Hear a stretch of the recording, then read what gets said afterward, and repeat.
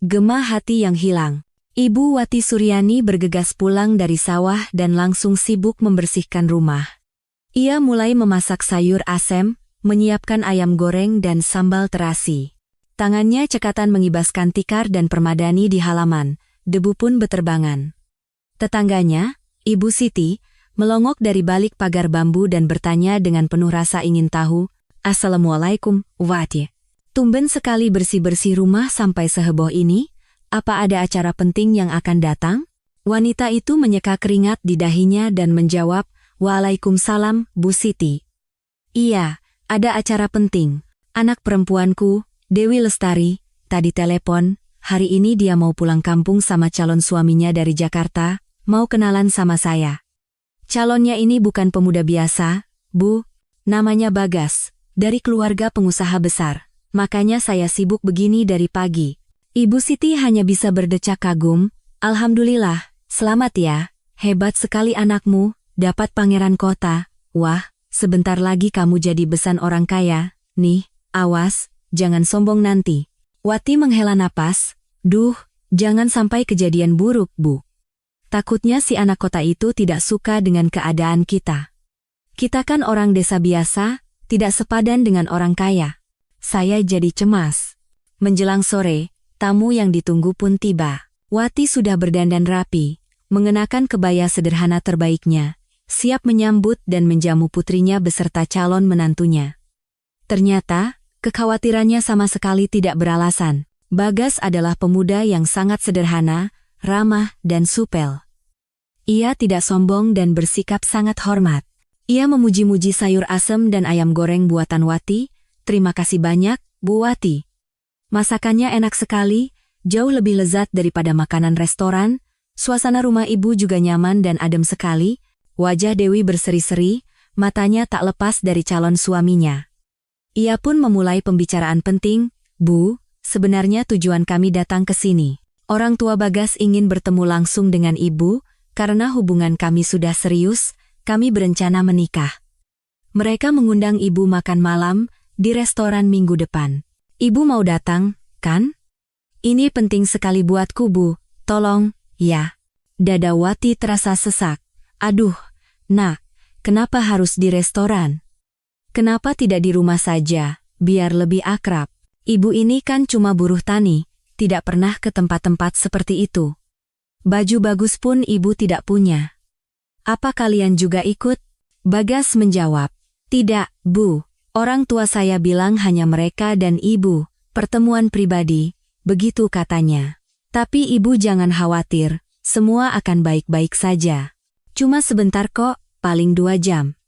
Ibu tahu sendiri, kan, tradisinya begitu.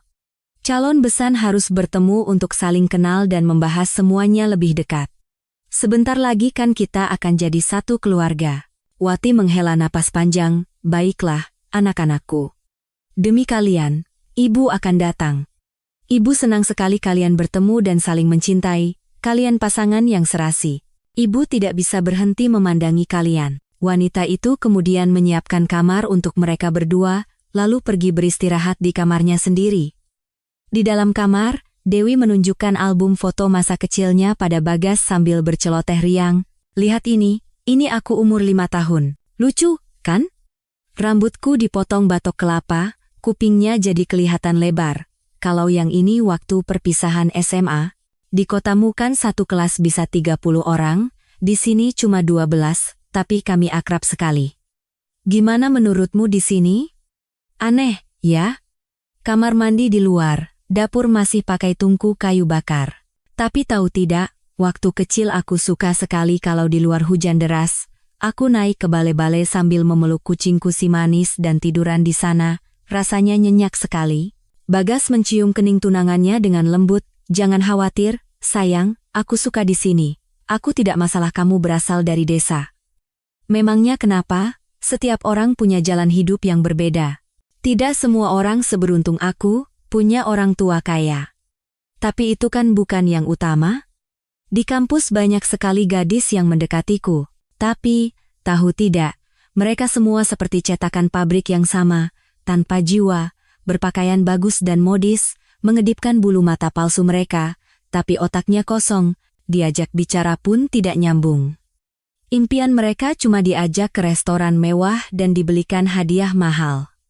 Terobsesi dengan ponsel, terus-terusan selfie sambil memonyongkan bibir. Lucu, tapi kamu berbeda, kamu apa adanya. Kamu punya kecantikan alami yang sederhana tapi memikat, kamu juga cerdas dan suka membaca, mengobrol denganmu selalu menyenangkan. Nanti setelah orang tua kita bertemu dan membahas semuanya, aku wisuda, kita langsung menikah. Dewi meleleh mendengar kata-kata tulus itu. Ia memeluk Bagas erat dan berbisik, aku sayang sekali sama kamu, Mas Bagas. Kamu yang terbaik, tahu. Cahaya rembulan menembus tipis dari celah gorden. Calon suaminya sudah lama tertidur pulas dengan posisi yang lucu, sementara Dewi masih terjaga, melamunkan pernikahan mereka yang akan segera tiba, sambil mengenang masa kecil dan remajanya. Seluruh masa kecil Dewi dihabiskan di desa yang tenang bernama Sukamaju ini. Ia tumbuh bersama ibunya, sementara ayahnya, Mas Wahyu, meninggal sangat dini saat ia baru berusia 2 tahun. Gadis itu nyaris tidak mengingat ayahnya, hanya sebuah potret di kamar ibunya yang menjadi pengingat.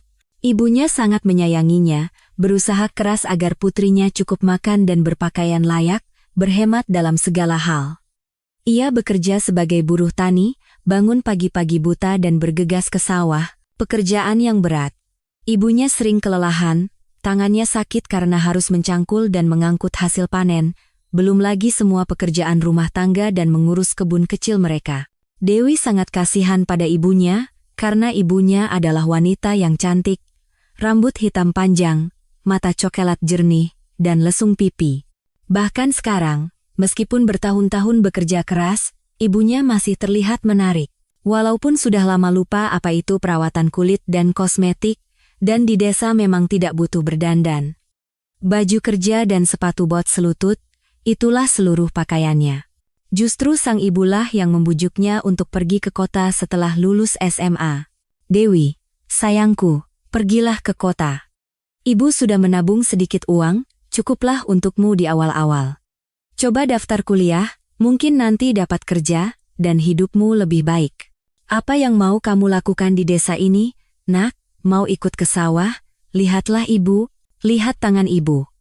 Kakiku juga sering bengkak, urat-uratnya menonjol, kamu kan lulus dengan nilai terbaik? Siapa tahu kamu beruntung? Kalaupun tidak berhasil, kamu selalu bisa pulang. Ibu cuma minta satu hal, hati-hati dengan laki-laki. Ibu mengerti, masa muda, gairah, dan cinta. Jangan terburu-buru menyerahkan diri, jangan terjun ke dalam hubungan tanpa berpikir panjang. Kamu lihat sendiri kan betapa susahnya ibu membesarkanmu sendirian tanpa suami. Jadilah anak yang pintar. Maka, begitulah Dewi akhirnya tiba di kota besar, Jakarta. Awalnya, ia datang bersama ibunya. Wati membantunya mendapatkan kamar di rumah kos, membayar uang sewa untuk beberapa bulan pertama, dan baru pulang dengan hati tenang. Meskipun Dewi pintar, ia gagal masuk ke program sarjana reguler, nilainya kurang sedikit. Dewi sangat sedih dan menangis terseduh-seduh di tangga kampus. Semua orang sudah pulang, gedung sudah sepi, dan ia masih duduk di sana, tidak tahu harus berbuat apa. Pulang ke desa dengan tangan hampa rasanya sangat memalukan. Bagaimana ia akan menatap mata ibunya? Ibunya telah menaruh harapan besar padanya. Tetap di sini. Tapi hidup dari mana? Seorang petugas kebersihan tua, Ibu Maria, menghampirinya dan bertanya siapa dia, dan mengapa menangis. Dewi sendiri tidak tahu mengapa ia menceritakan semuanya. Ia menunjukkan KTP dan ijazahnya. Hatinya terasa begitu hampa dan sedih. Ia hanya ingin berbagi dengan seseorang. Wanita tua itu menatap gadis muda itu dengan saksama, merasa iba, dan menawarkan, "Sudah, jangan menangis. Air mata tidak akan menyelesaikan masalah, Jakarta tidak dibangun dalam semalam. Kamu bukan yang pertama, bukan juga yang terakhir. Tidak masuk kelas reguler bukan masalah besar, ambil saja kelas karyawan. Ijazah tetaplah ijazah, lebih baik daripada tidak sama sekali. Ibu dengar ada lowongan di perpustakaan kampus, besok ibu tanyakan pastinya. Kalau bisa, ibu bantu kamu masuk ke sana. Gajinya tidak besar, tapi cukuplah untuk hidup seadanya." Kerjanya juga tidak berat, tidak seperti angkat karung. Tapi ingat, kalau ibu jamin kamu, jangan sampai mengecewakan. Jangan bolos, kerja yang rajin. Wajah Dewi langsung bersinar. Oh, terima kasih banyak, Bu Maria, saya mau, ibu jangan khawatir, saya tidak seperti itu. Saya dari desa, didikan ibu saya keras. Saya akan berusaha, tidak akan mengecewakan ibu. Ide ibu bagus sekali. Saya tidak terpikir tentang kelas karyawan. Besok saya akan langsung mendaftar. Wanita tua itu bergumam, iya, awalnya semua bilang begitu, tapi separuh lebih dari mereka sebulan kemudian pulang kampung, malah ada yang sudah bawa perut. Awas saja kamu. Begitulah, Dewi perlahan-lahan beradaptasi dengan kehidupan kota. Ia bekerja dengan rajin di perpustakaan. Ia bahkan menyukainya, karena sejak kecil ia gemar membaca, suasana tenang, damai, yang penting teliti dan sabar. Kuliahnya juga berjalan lancar, sebentar lagi ia akan wisuda. Di tempat kerjanya inilah ia bertemu dengan Bagas. Pemuda berkacamata mahal dan modis itu sering datang ke sana untuk belajar, meminjam banyak buku, dan membacanya dari awal sampai akhir. Awalnya mereka hanya berkomunikasi dengan sopan, kemudian berteman, dan suatu hari Bagas belajar hingga larut malam dan mengantar Dewi pulang. Perjalanan tidak lama, rumah kosnya berada di dekat kampus. Gadis itu tersenyum dan berkata, "Ya sudah, terima kasih, sudah mengantar. Aku tidak mengajak mampir minum teh. Penjaga kos kami galak, tidak suka ada orang asing berkeliaran." Tiba-tiba Bagas memegang tangannya dan berkata, "Dewi, aku sangat menyukaimu. Boleh aku mengajakmu kencan, besok?" Sekitar jam 8 malam, Dewi sangat senang, pemuda itu juga menarik hatinya, dan ia menjawab, "Boleh. Tapi ingat, jangan macam-macam. Jangan berpikir karena aku dari desa, aku ini gadis bodoh. Aku tahu pergaulan anak muda sekarang." Bagas tertawa dan memberi hormat, "Siap, laksanakan, Bu Komandan, tidak akan ada yang macam-macam, hanya nonton bioskop dan makan es krim." "Setuju." Begitulah mereka mulai berkencan. Ada ciuman dan jalan-jalan di bawah rembulan. Beberapa kali Bagas mengajak Dewi ke restoran, tapi ia tidak suka di sana. Indah, enak, musiknya bagus, tapi tidak nyaman. Ia lebih suka berjalan-jalan di tepi danau, memberi makan ikan, dan menikmati alam. Pengalaman yang paling berkesan bagi gadis itu adalah saat naik perahu di Ancol. Ia berteriak kegirangan, emosinya meluap-luap. Orang tua Bagas, setelah mengetahui tentang cinta barunya, menjadi murka dan tidak menyetujui hubungannya dengan gadis desa. Mereka menganggap gadis-gadis seperti itu hanya mencari pemuda kaya yang bodoh untuk dinikahi dan mendapat status sosial di ibu kota. Beberapa kali Bagas membawa Dewi ke rumahnya yang mewah. Tapi setiap kali ibunya, Ibu Nina Wiryawan, menatap Dewi seolah ingin membakarnya, dengan bibir tipisnya yang terkatup rapat, membuat gadis itu ingin cepat-cepat meninggalkan rumah yang tidak ramah itu. Ayahnya, Bapak Haryo Wiryawan, bahkan bertengkar dengan Bagas, mencoba menasihatinya, "Anakku, ayah sudah lihat Dewimu itu. Apa yang kamu lihat darinya? Dia seperti tikus kelabu. Tidak ada gaya, tidak glamor, asalnya dari kampung pula. Kenapa kamu terburu-buru? Kenapa mau menikahinya? Bagaimana kamu akan menafkahi keluarga, dan kalian akan tinggal di mana? Di kosnya? Atau kamu mau membawanya ke sini? Jangan pernah berpikir begitu. Ibumu tidak akan tahan. Sudahlah, pacaran saja dulu, bersenang-senang dengannya, tapi tidak lebih dari itu, nanti kita lihat lagi." Tapi Bagas adalah pemuda yang keras kepala, dan selalu punya pendirian. "Ayah, hentikan.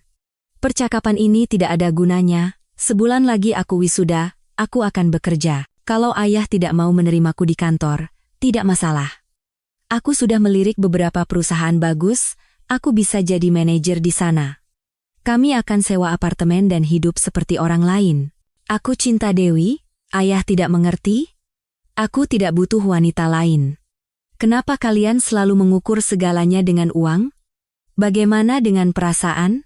Pertengkaran seperti itu semakin sering terjadi, dan Bagas akhirnya mengancam, jika mereka tidak berhenti mengganggunya, ia akan pergi dari rumah. Pilihan itu juga tidak diinginkan orang tuanya, karena ia adalah putra satu-satunya yang mereka sayangi dan mereka tidak bisa kehilangannya.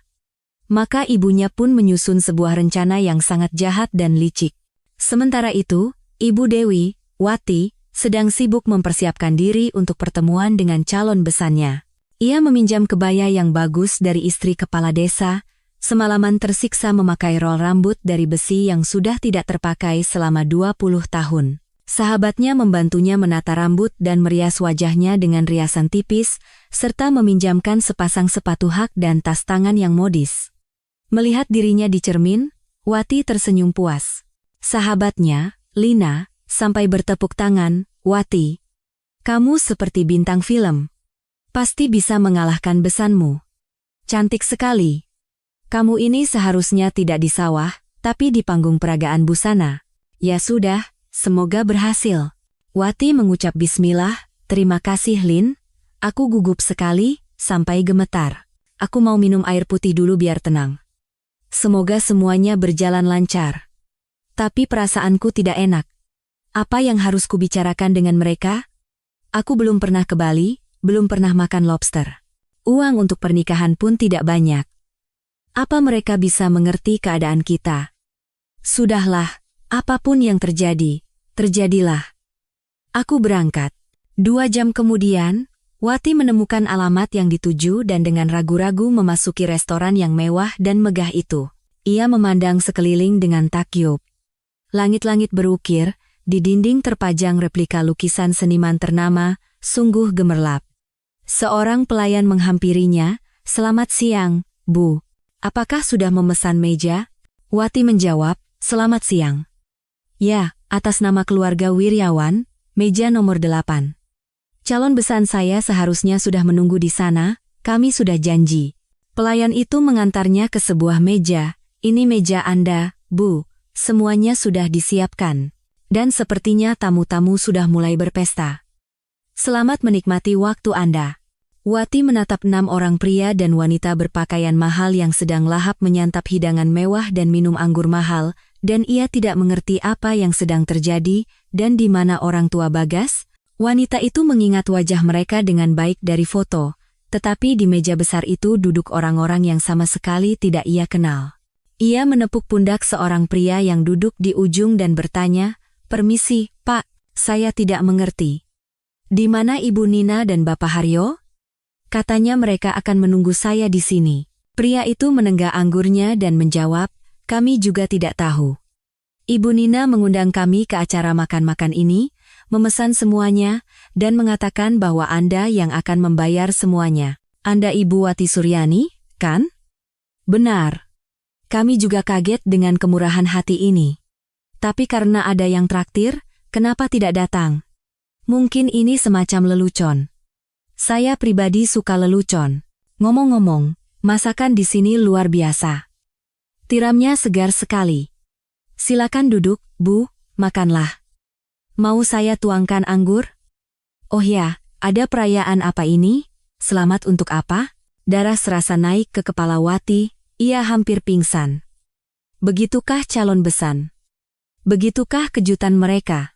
Ia panik memikirkan bagaimana cara membayar jamuan mewah ini, karena di dompetnya hanya ada uang pas untuk ongkos pulang. Tidak ada pilihan lain. Wati duduk dan dengan putus asa menenggak segelas anggur. Tak ada lagi yang perlu ditakutkan. Kalaupun harus malu, biarlah sekalian. Saat itu, di atas panggung, seorang penyanyi wanita sedang mencoba tampil, tapi suaranya sangat sumbang, dan para pengunjung mulai menyoraki dan berteriak agar ia turun dari panggung.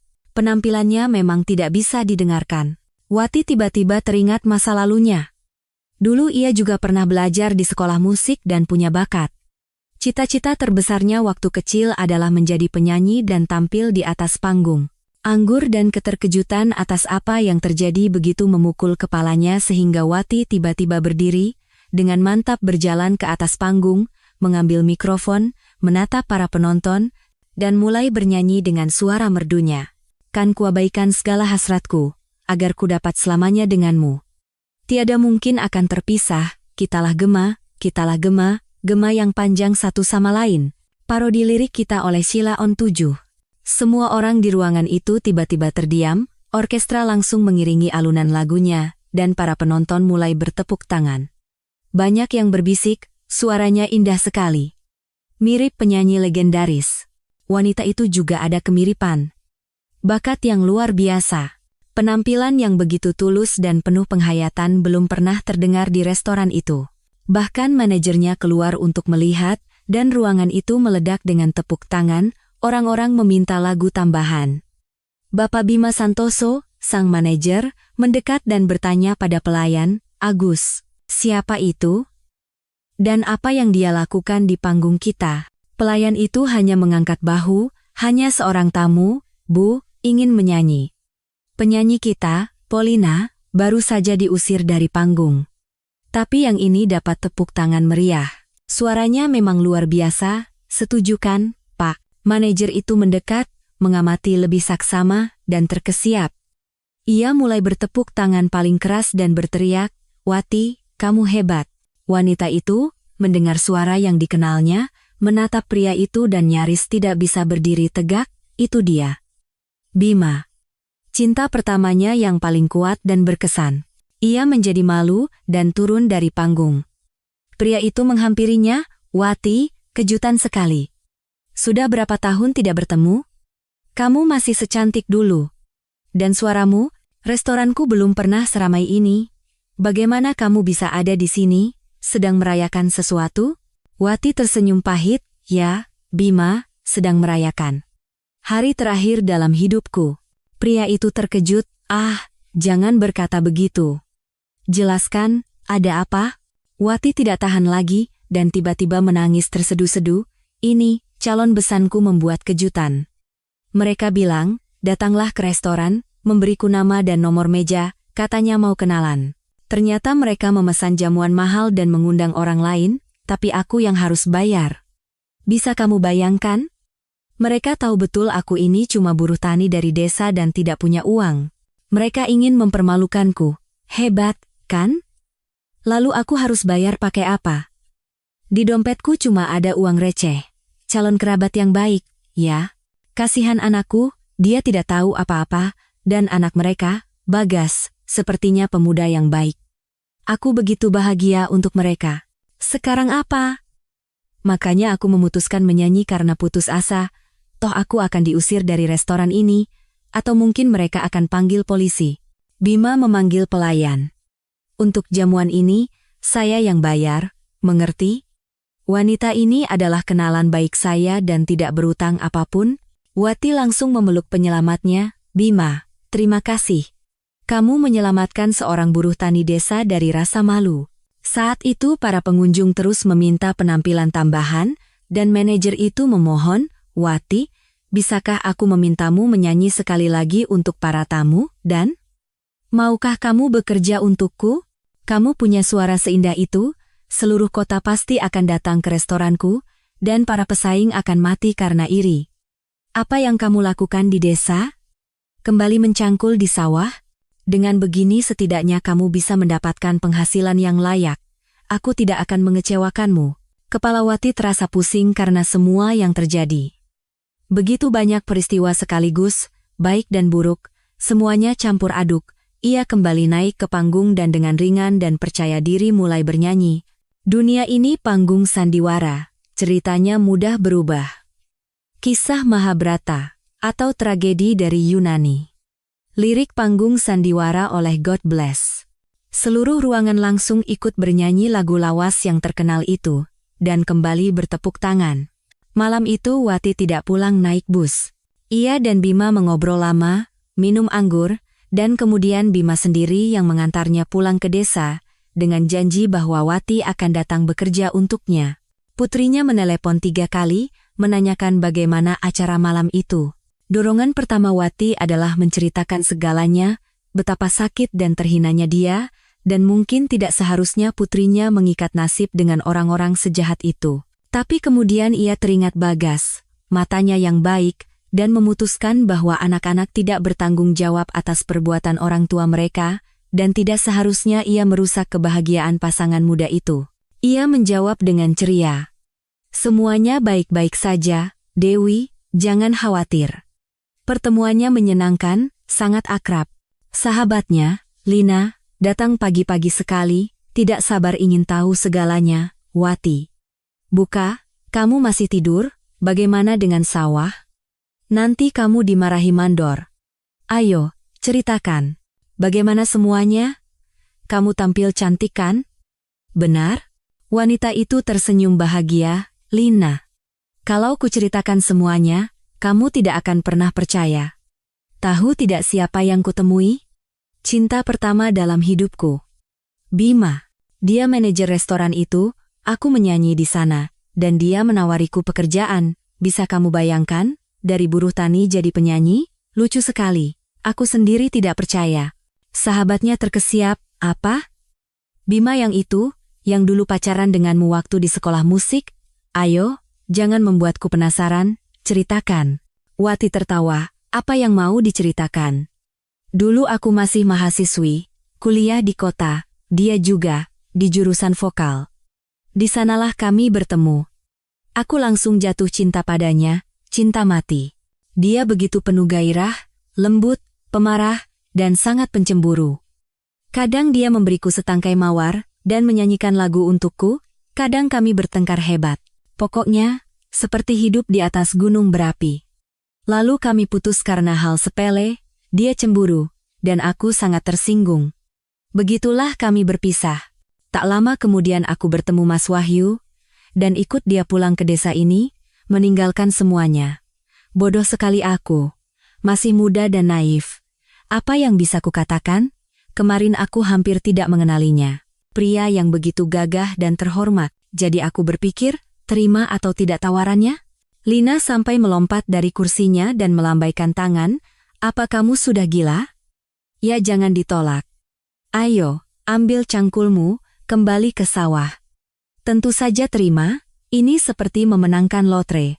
Kesempatan seperti ini hanya datang sekali seumur hidup. Kamu kan dari kecil bermimpi jadi penyanyi. Nah, ini dia, mimpimu jadi kenyataan. Apalagi yang dipikirkan? Wati ragu, bagaimana dengan rumah ini, dan kebun? Aku sudah terbiasa di sini, semuanya milikku, terasa akrab. Lina menenangkannya. Jangan khawatir, aku akan menjaga rumahmu. Kambingmu si Manis dan ayam-ayammu akan kuurus sementara, anjingmu si Juju juga. Pergilah dan jangan pikirkan apa-apa. Seperti yang kamu katakan pada Dewi, pulang kampung selalu bisa dilakukan kapan saja.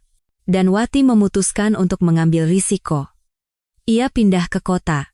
Bima menyewakannya sebuah apartemen yang nyaman tidak jauh dari restoran, dan berkata dengan tegas, begini, Wati. Besok adalah hari kerja pertamamu, atau lebih tepatnya malam pertamamu, dan hari ini kita akan mengubah penampilanmu. Kulihat pakaianmu tidak banyak. Wati malu-malu, pakaian apa di desa? Untuk apa di sana? Aku sudah lupa apa itu berdandan. Tapi kan aku belum dapat gaji untuk beli baju. Bima melambaikan tangan, ini, pegang, anggap saja ini uang muka. Kamu sekarang adalah wajah dari tempat ini, kartu namanya, begitulah, kita harus menjaga citra. Wati sendiri sadar, Bima benar, ia harus merawat diri, kalau tidak malu tampil di depan orang. Dan Bima membawanya pertama ke salon kecantikan, lalu ke butik pakaian modis. Wati belum pernah merasakan kenikmatan seperti itu, ketika tangan lembut terapis melakukan perawatan wajah dan pijat, diikuti dengan manikur. Kemudian rambutnya disegarkan, dan 2 jam kemudian ia keluar sebagai orang yang sama sekali berbeda. Bima sampai bersiul. Wow! Wati, kamu sangat menawan, sungguh. Aku bisa bayangkan apa yang akan terjadi setelah kita dandani kamu. Pasti luar biasa. Wanita itu tersipu mendengar pujian itu, ia sendiri tidak mengenali dirinya. Kemana perginya buruh tani yang lelah oleh kehidupan? Sekarang dari cermin menatapnya seorang wanita kota yang terawat dan berkelas. Malam pertama di restoran berjalan sukses. Para pelanggan sangat antusias dengan penyanyi baru itu. Suaranya yang merdu dan lagu-lagu cinta yang indah menciptakan suasana romantis dan menambah suasana hati yang positif. Putrinya, setelah mendengar kabar itu, juga ikut senang untuk ibunya. Akhirnya ibunya bisa beristirahat dan melakukan hal yang benar-benar ia sukai. Setiap hari Bima semakin jatuh cinta lagi pada Wati. Ia tidak bisa berhenti memandanginya, mulai sering lembur di tempat kerja hanya agar bisa bersamanya sebentar. Tapi ia masih belum berani mengakui perasaannya, karena ia sudah lama menikah. Dulu, setelah perpisahan yang menyakitkan dengan Wati di masa muda, orang tuanya membujuknya untuk menikahi seorang pewaris kaya, Tamara. Wanita itu suka menghamburkan uang, sangat sadar akan statusnya, dan memiliki sifat yang sangat manja. Awalnya kehidupan pernikahan mereka tampak baik-baik saja. Tapi Bima memimpikan anak, sementara Tamara sama sekali tidak mau hamil. Ia sangat berhati-hati dan tidak mau merusak bentuk tubuhnya yang sempurna. Seiring berjalannya waktu, mereka semakin menjauh. Istrinya mulai sering minum-minum. Awalnya hanya koktail ringan dengan teman-temannya, sampanya dan anggur, lalu semakin parah. Dalam keadaan mabuk, ia berperilaku sangat buruk, membuat adegan cemburu yang liar dan pertengkaran. Bima sudah berkali-kali mencoba menyadarkannya, ia sepertinya sadar, tetapi tidak bertahan lama. Tamara menjalani kehidupan yang santai, tidak melakukan apa-apa, hanya bergaul di pesta-pesta sosial dan dengan teman-temannya. Ia menyalahkan suaminya karena kurang memperhatikannya, jarang di rumah. Bima sudah lama ingin menceraikannya, tapi masih merasa kasihan, sadar bahwa jika itu terjadi, Tamara pasti akan jatuh lebih dalam. Tapi sekarang, setelah bertemu Wati, ia sama sekali tidak tahan melihat istrinya yang pecandu alkohol itu. Karier Wati menanjak, ia mulai berpenghasilan lumayan, tapi tetap tidak banyak menghabiskan untuk dirinya sendiri. Ia menabung untuk pernikahan anak-anaknya. Ia ingin memberikan kontribusinya pada pesta pernikahan, agar ia dan putrinya tidak dianggap sebagai orang miskin. Hubungan Dewi dan Bagas juga lancar. Pemuda itu telah wisuda, mendapatkan pekerjaan, dan mereka sibuk mempersiapkan pernikahan. Hanya Ibu Nina yang semakin geram. Rencana liciknya gagal total. Ia tidak mengerti bagaimana si gadis desa itu bisa lolos. Dari mana ia mendapatkan uang sebanyak itu untuk membayar jamuan mahal tersebut? Wanita itu marah dan terus-menerus mengomeli suaminya, "Haryo, kenapa kita diam saja? Kita harus melakukan sesuatu. Anak kita yang bodoh itu benar-benar akan menikahi gadis kampung itu. Pikirkan sesuatu. Kamu punya banyak koneksi. Kita harus menghentikan ini. Aku tidak sudi berbesan dengan si Dewi dan ibunya. Bikin malu saja." Mendekati hari ulang tahun Ibu Nina, ia dan suaminya memutuskan untuk merayakannya di restoran favorit mereka. Tentu saja, baik putra mereka maupun Dewi tidak diundang, agar tidak mempermalukan diri di depan tamu-tamu terhormat. Di tengah perayaan, pembawa acara mengumumkan, "Para tamu yang terhormat, sekarang akan tampil di hadapan Anda penyanyi baru kami, Wati. Saya jamin, suaranya yang merdu tidak akan membuat siapapun acuh tak acuh." Semua orang menatap panggung dengan penuh minat. Dan keluarlah dia. Wati tampak luar biasa, dalam gaun panjang berwarna rubi yang pas di badan dan sepatu hak yang anggun. Rambut panjangnya yang indah dan terawat tergerai di bahunya, dan matanya bersinar ceria, karena ia benar-benar menikmati penampilannya, mencurahkan seluruh jiwanya ke dalam setiap lagu. Wati menyanyikan lagu yang indah tentang cinta dan kesetiaan, sementara Nina menatapnya dengan kaget, mengenali penyanyi baru itu sebagai calon besannya yang seorang buruh tani. Ia diliputi gelombang kebencian dan iri hati. Di kepalanya hanya ada satu pikiran, bagaimana si kampungan yang tidak tahu sopan santun ini bisa sukses? Ini luar biasa, dan dandanannya, seolah-olah dia benar-benar bintang panggung. Tapi itu belum semuanya. Wati juga mengenali Nina dan suaminya dan memutuskan untuk memberikan kejutan balasan, ia tidak bisa menahannya. Ketika tepuk tangan mereda dan penonton tenang, Wati kembali mengambil mikrofon dan berkata dengan lantang, "Bapak dan Ibu sekalian, saya memberanikan diri untuk mengucapkan selamat ulang tahun kepada yang terhormat Ibu Nina Wiryawan. Saya telah mendengar tentang kebaikan dan sifat penolongnya, dan secara umum beliau adalah orang yang luar biasa. Bayangkan saja, menunjukkan kemurahan hati seperti itu, dan memesankan jamuan mewah untuk calon besannya, itu sangat berharga, jujur. Terima kasih atas segalanya, Ibu Nina, semoga Anda bahagia. Atas perbuatan baik Anda Anda pasti akan mendapat balasan yang setimpal. Semua orang bertepuk tangan, tidak mencurigai apapun, dan hanya Nina sendiri yang memerah seperti kepiting rebus, mengerti betul sindiran itu. Ia ingin sekali menjambak rambut wanita kurang ajar itu. Tapi itu tidak bisa dilakukan. Di sekelilingnya ada orang-orang terhormat, dan ia terpaksa mengucapkan terima kasih, dan ikut bertepuk tangan. Nina menenggak satu gelas anggur demi satu gelas, dan dengan gugup menyaksikan penampilan Wati. Ia tidak luput memperhatikan bahwa manajer restoran secara pribadi memberinya buket mawar yang indah, dan menatapnya dengan begitu dalam. Calon besan itu menggerutu dalam hati, "Aha, sekarang aku mengerti. Jadi ini dia si penyihir baik hati. Pasti dia berhasil tidur dengan manajer untuk tidak membayar jamuan itu, dan sekaligus mendapatkan pekerjaan. Cepat sekali. Sama seperti putrinya. Tapi lihat saja. Aku akan memberitahu istri Bima tentang petualangan suaminya dan pacar barunya. Kita lihat bagaimana dia akan menjambak rambutnya, maka pernikahan anakku pasti tidak akan terjadi. Aku akan jelaskan pada anakku bahwa buah jatuh tidak jauh dari pohonnya, dan si Dewi itu juga sama. Sayang sekali dia belum menyadarinya." Keesokan harinya, Nina mengatur pertemuan dengan Tamara di sebuah kafe. Mengetahui kegemarannya pada minuman beralkohol, wanita itu memesan anggur yang kuat, dan setelah menenggak segelas, ia memulai percakapan yang mendalam. "Begini, Tamara, saya sangat menghormati Anda, dan saya tidak bisa tidak memperingatkan Anda. Semua orang di lingkungan sosial kita sudah membicarakan bahwa suami Anda punya simpanan. Dia penyanyi baru di restorannya. Namanya Wati. Saya sudah melihatnya, tidak ada yang istimewa. Lagi pula dia hanya seorang buruh tani dari desa. Suaranya juga biasa saja. Entah di mana Bima Anda menemukannya, saya tidak bisa membayangkan. Dia terus menempel padanya, jadi sebaiknya Anda mengambil tindakan sebelum terlambat.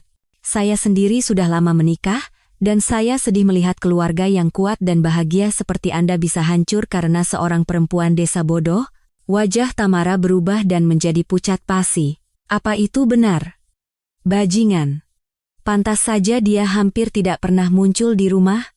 Dan perilakunya aneh, selalu menghindari tatapanku. Jadi ini masalahnya. Terima kasih, Nina, atas solidaritas wanitanya.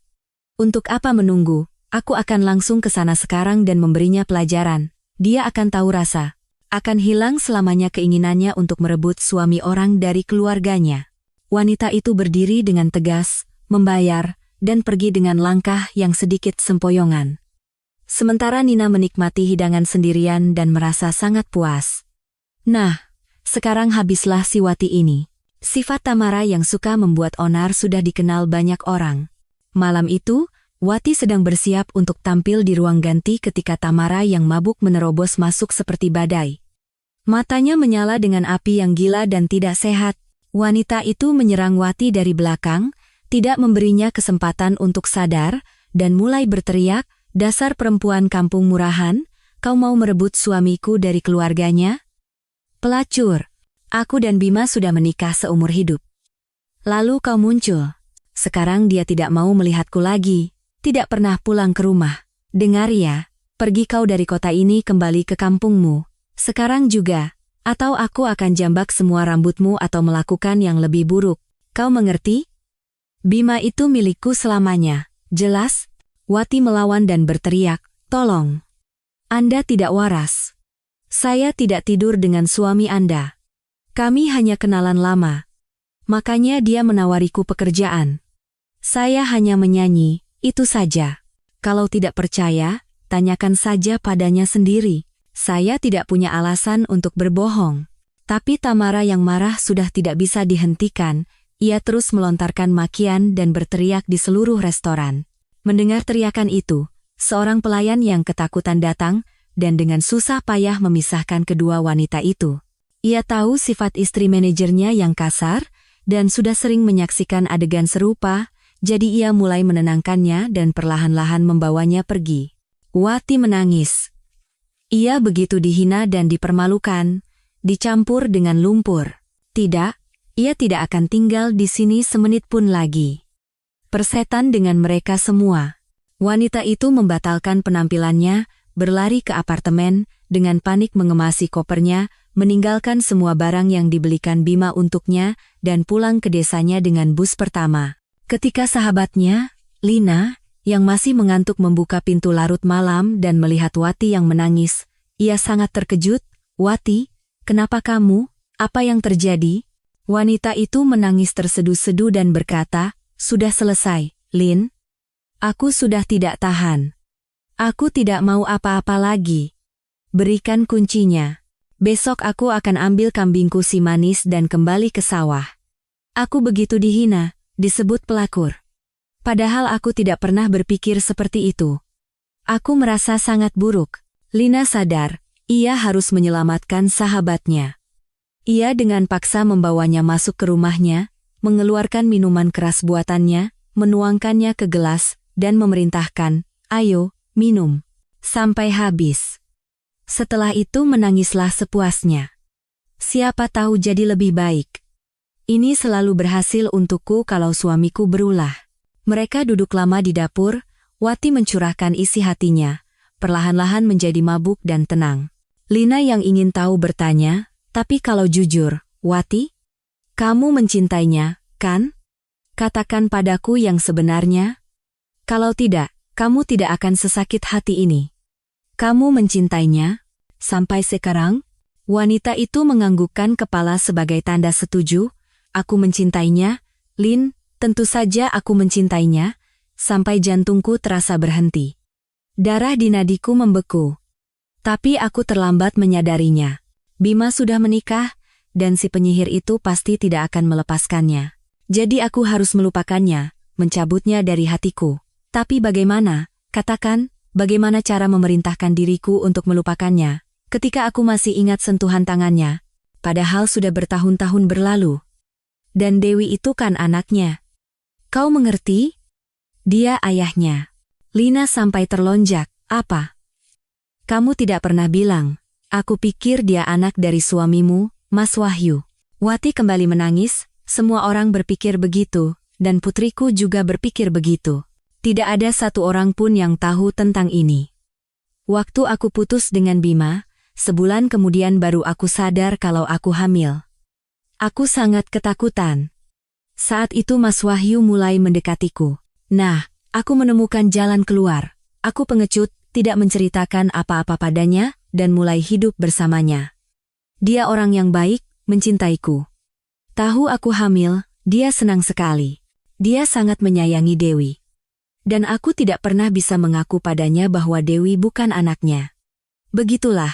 Sahabatnya bersiul, "Wow, cerita yang luar biasa. Lalu kenapa kamu?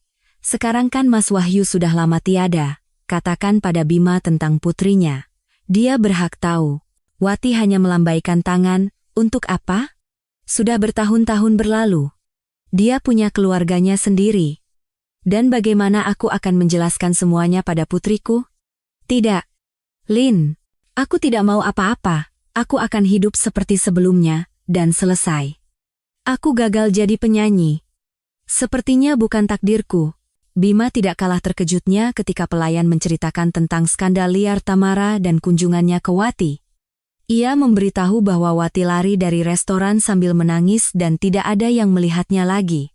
Bima merasa jantungnya berhenti berdetak saat itu. Ia tidak bisa membayangkan akan kehilangan Wati. Dia telah menjadi arti hidupnya, napas keduanya. Pria itu pertama-tama bergegas ke apartemen sewaan, pintunya terbuka. Kunci di rak di lorong, semua barang terlipat rapi di sofa. Tapi Wati sudah tidak ada jejaknya. Bima merobek rambutnya, "Bodoh. Idiot. Ini semua salahku. Seharusnya aku sudah lama berbicara dengan Wati, mengakui cintaku padanya, dan akhirnya bercerai. Sekarang apa? Aku bisa bayangkan betapa tersinggungnya Wati, betapa marahnya dia padaku, dihina seperti itu." Bima dengan marah pulang ke rumah. Tamara seperti biasa, minum whisky, bersantai di kursi, televisi menyala keras. Pria itu, tanpa melepas sepatu, masuk ke ruang tamu, mematikan televisi dengan remote, dan berkata tajam pada istrinya, "Tamara, aku tahu semuanya, kenapa kamu membuat skandal memalukan itu?" menyakiti orang yang tidak bersalah. Wanita mabuk itu tertawa lepas, itu baru permulaan.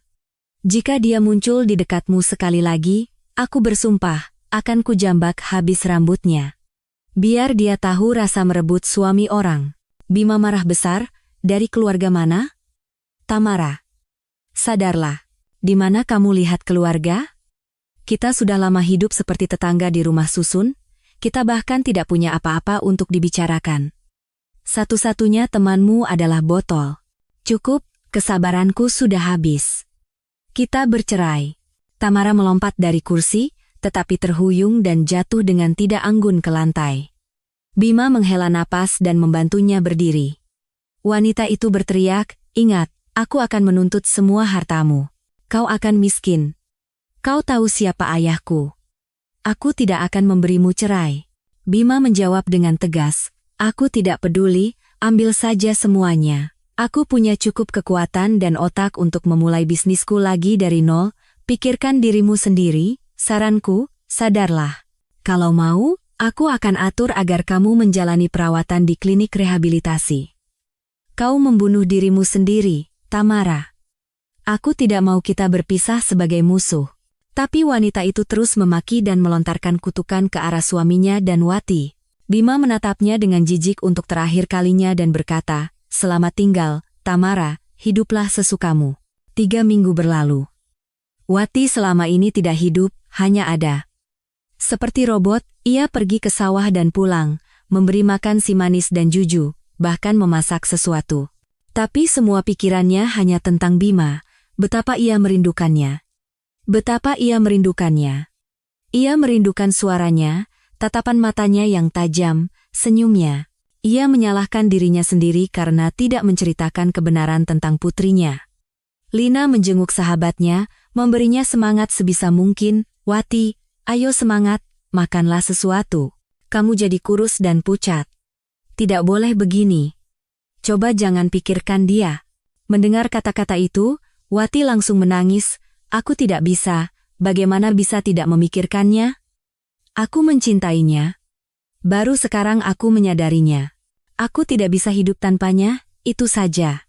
Aku tidak pernah berpikir bahwa di usia 45 tahun cinta lama bisa bersemi kembali dengan begitu kuat. Untung saja Dewi tidak melihat ini, kalau tidak dia akan bilang ibunya sudah gila di usia tua.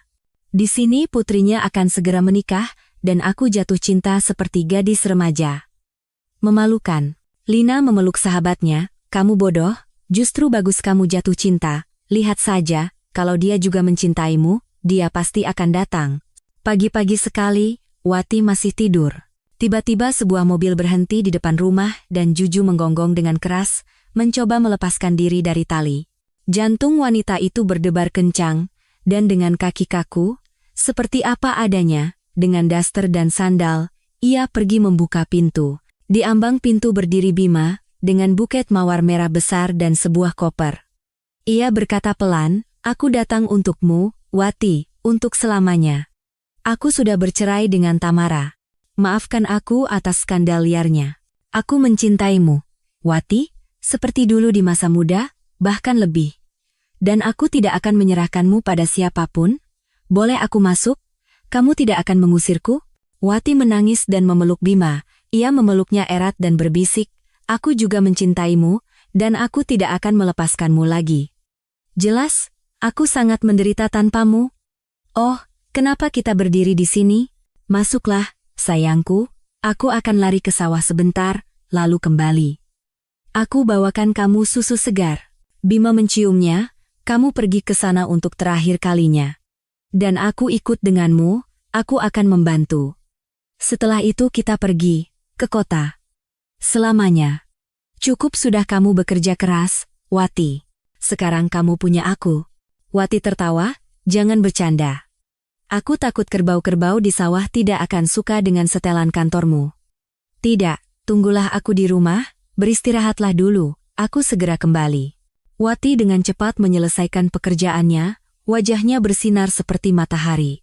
Lina bertanya padanya, "Kenapa kamu bersinar begitu, sahabatku? Apakah kekasihmu sudah datang?" Wati mengangguk, "Sudah, Lin, sudah datang. Dia sudah bercerai, dia akan membawaku. Kami akan pergi. Ya Tuhan, aku sangat bahagia. Sahabatnya memeluk Wati. Nah, kan aku sudah bilang, kalau dia cinta, dia akan kembali. Apa kamu sudah memberitahunya tentang putrimu? Jangan-jangan belum, Wati, tidak boleh begitu. Dia kan ayahnya. Wanita itu setuju, aku belum sempat. Tapi kamu benar, tidak boleh begitu.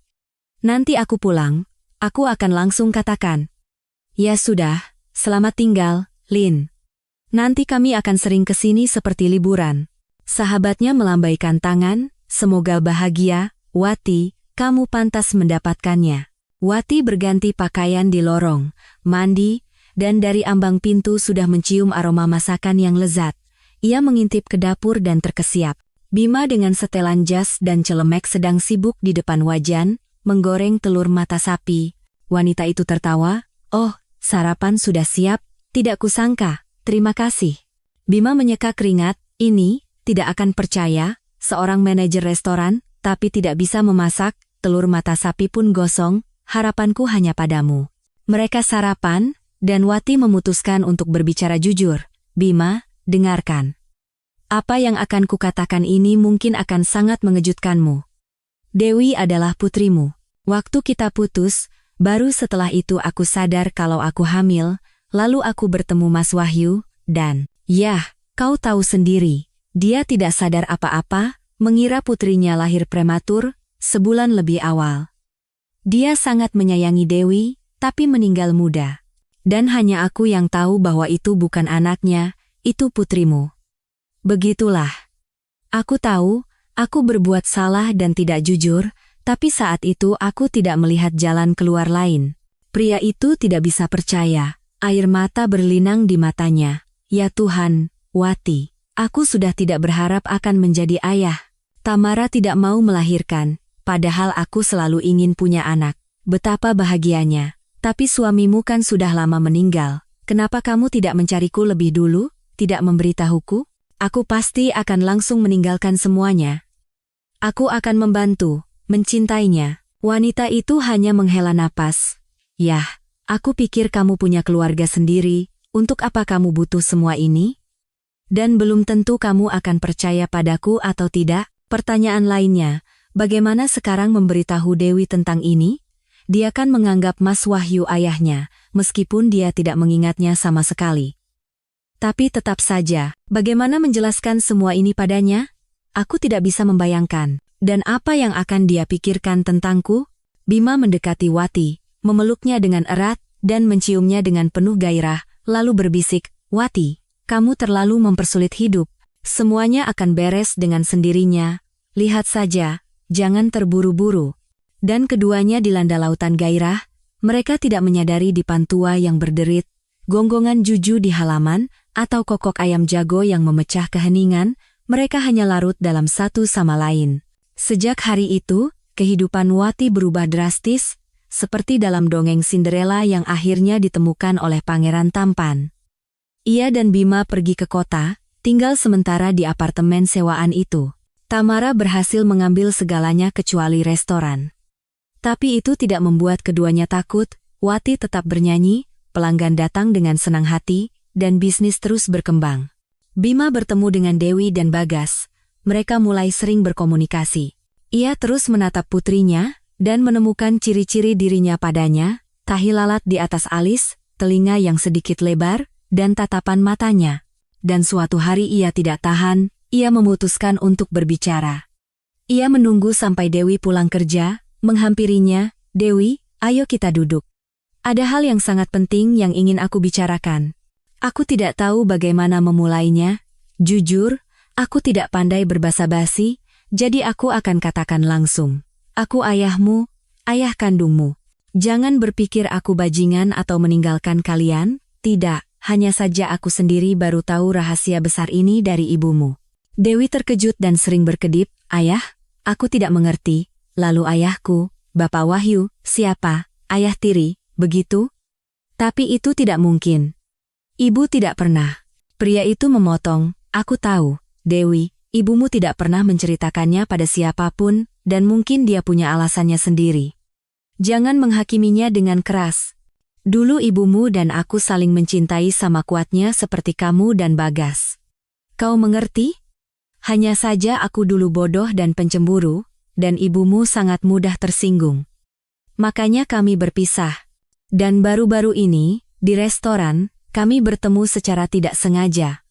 Percaya atau tidak, aku jatuh cinta lagi pada Wati, atau lebih tepatnya aku sadar bahwa aku tidak pernah berhenti mencintainya. Aku tahu, di usia kami ini mungkin terlihat lucu dan aneh. Dewi, aku sangat bahagia kamu adalah putriku.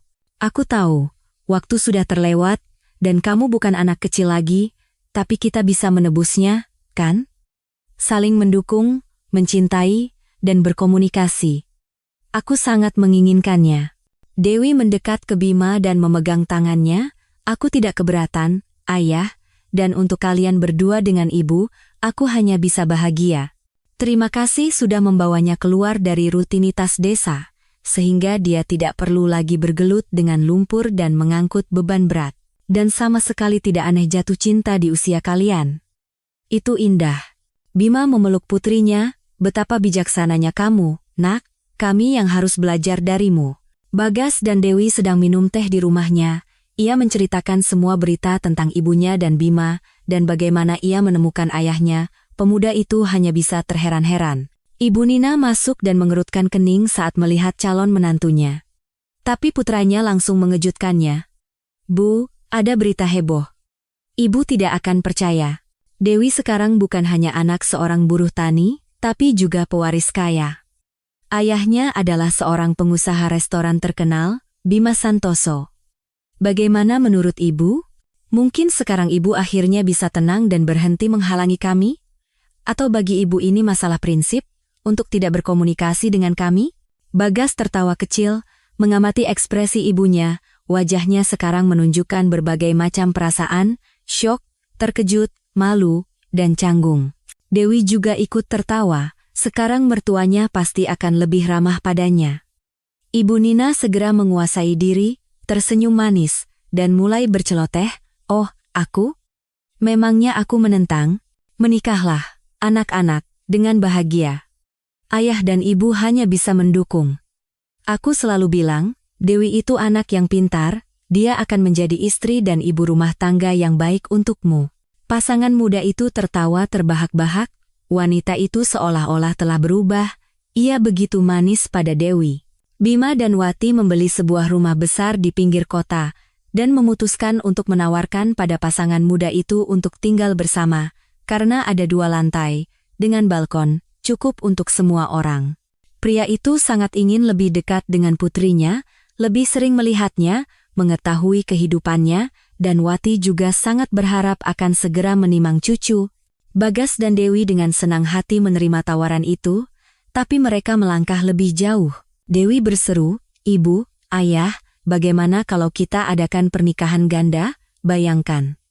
Aku dan ibu berjalan menuju pelaminan bersama, itu pasti tidak akan terlupakan, hebat kan? Lagi pula, pestanya hanya sekali, hemat." Wati memerah, entahlah, di usiaku ini malu rasanya menikah.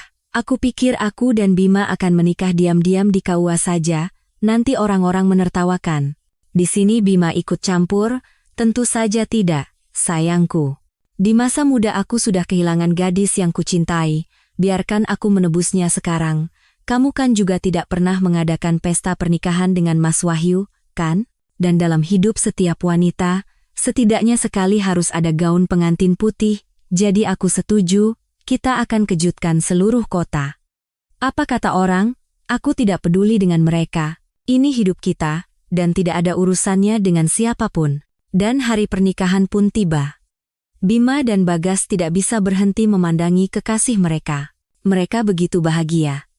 Dewi memilih gaun yang mengembang dengan rok dalam dan kerudung panjang. Ia tampak seperti seorang putri, Wati.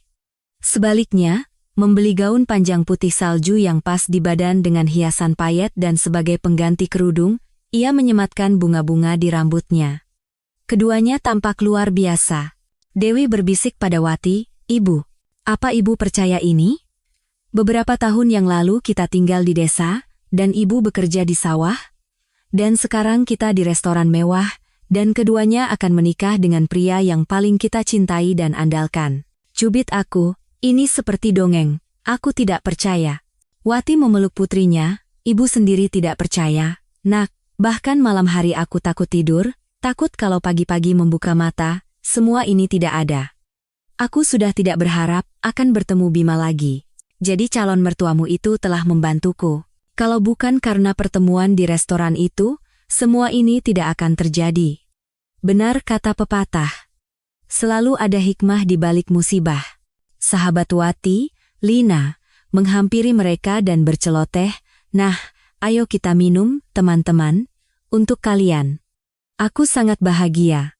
Terima kasih, Wati, sudah mengundangku.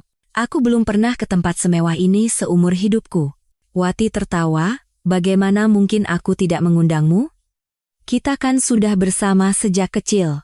Nanti kalau Dewi melahirkan cucu, kita akan berpesta lagi di acara syukuran. Iya kan, Nak? Jangan ditunda-tunda, ya?" Dewi tersenyum licik. "Ngomong-ngomong, Bu, Ibu kan masih belum tua, jadi mungkin aku akan punya adik dulu?" Segalanya bisa terjadi. Semua orang tertawa bersama dan minum sampanye, pesta itu sukses besar. Nina dan Haryo mencoba mendekati Bima dan Wati, berusaha memperbaiki hubungan yang rusak sebelumnya. Baru sekarang mereka sadar bahwa tidak boleh menilai orang hanya dari pakaian dan status sosial. Yang utama dalam diri seseorang adalah jiwa, kebaikan, dan kepedulian. Tapi Wati dan Bima bukanlah orang yang pendendam. Wanita itu mendekati Nina dengan damai dan berkata, "Bagaimana, Besan, kita minum untuk kebahagiaan anak-anak kita? Atau kamu masih tidak senang dengan pernikahan ini?" Wanita itu memerah dan menundukkan kepala, menjawab, "Maafkan aku, Wati, karena dulu aku begitu kejam padamu. Dan aku yang memberitahu istri Bima waktu itu. Aku tidak tahu apa yang merasukiku. Seperti kesetanan. Dan sekarang aku sangat malu. Dan takut, karena aku bisa saja menghancurkan kebahagiaan anakku dengan tanganku sendiri. Untung saja Bagas lebih pintar dari kami, dan tetap teguh pada pendiriannya, memperjuangkan haknya untuk mencintai." Wati tersenyum, "Aku tahu, Nina, bahwa kamulah yang mengatur semuanya. Tapi percayalah, aku bahkan berterima kasih padamu untuk itu. Sungguh, pertama, jika aku tidak datang ke restoran waktu itu, aku tidak akan pernah bertemu dengan Bima. Dan kedua, jika bukan karena skandal liar dengan Tamara, aku dan Bima mungkin masih lama tidak berani saling mengakui cinta. Jadi semuanya menjadi lebih baik. Aku tidak dendam. Tapi mari kita sudahi sampai di sini. Sekarang kita satu keluarga dan aku ingin ada kedamaian di dalamnya." "Setuju?" Nina dengan gembira mengangkat gelasnya. "Setuju, untuk dua keluarga baru sekaligus. Semoga kalian bahagia."